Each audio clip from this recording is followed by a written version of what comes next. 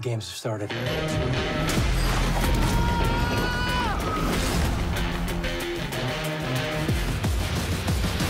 Edgin is a bard.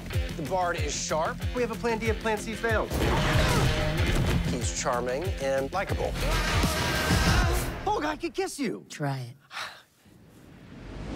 Olga is a barbarian, lives to fight foes and everyone else. Luckily, you can't make her angry, because she's already angry. Simon is a sorcerer, master of magic. Maybe I'm not saying it. Dork is a druid. Changes shapes on the outside,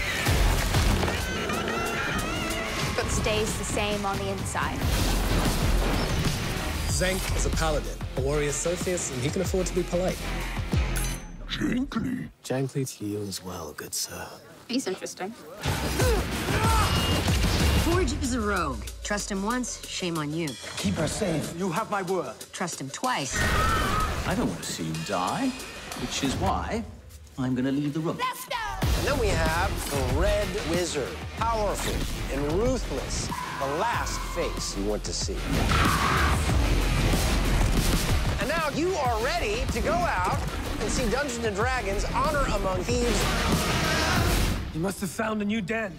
Did he eat the last one?